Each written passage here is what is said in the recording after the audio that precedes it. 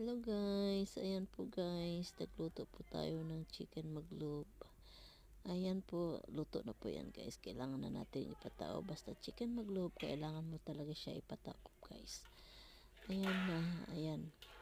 Nakuha ko ng malaking saniya or ano, para ipataob natin dyan yung nahirapan po ako guys no, kasi nakabangga sa may cabinet. Ayan, kaya kinuha ko yun. Ayan, kataob na guys. Kasi magkain na po yung aking mundra, kailangan na niyang kumain guys, kaya yun, mainit-init pa po yan guys no. May gulay po ang lagay ko dyan guys para masarap. Masarap yung ating maglobe. Talagang maglobe po yan guys, kasi yung pinataob-taob ng mga kaldero. Ayan, kaya ayan si Mundra, nahintay na ng kanyang pagkain.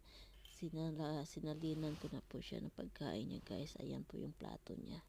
Ayan, kinuhaan ko na po siya ng manok, ng chicken para sa kanya. Ayan, yung kasi yung para sa kanya guys is yung sa breast chicken. Ayan, gilagyan naman natin yan ng mga gulay-gulay. Ayan po guys no, para maging okay siya sa pagkain niya guys. Ayan, mga gulay, may gulay yan, taon yan kusa, at mayroon naman siyang lagyan natin ng ayan, gusto yan yung sibuyas, at yan mayroon yung yung green pepper. Ayan po, yun ang pagkain niya guys.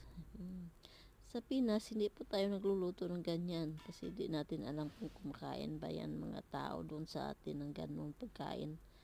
Pero dito kasi yun ang tawag na mga Arabic foods. Ayan yung mga mayroong iba, yung ating biryani, yung masbos, yung maglobe. Ayan yung maglobe. At yung kanilang masbos na pagluto, yung manok na linaga lang. Tapos ilagyan ng yung bigas sabay dyan sa pagluto. Ganun na yung pagluto ng mga pagkain nila guys no. Hindi kagaya sa atin, ibang iba po talaga ang pagluluto ng ating mga pagkain kaysa kanilang pagkain. Kaya mahirap po pag hindi tayo marunong. Ayan na po guys, thank you for watching sa ating mga pagluto.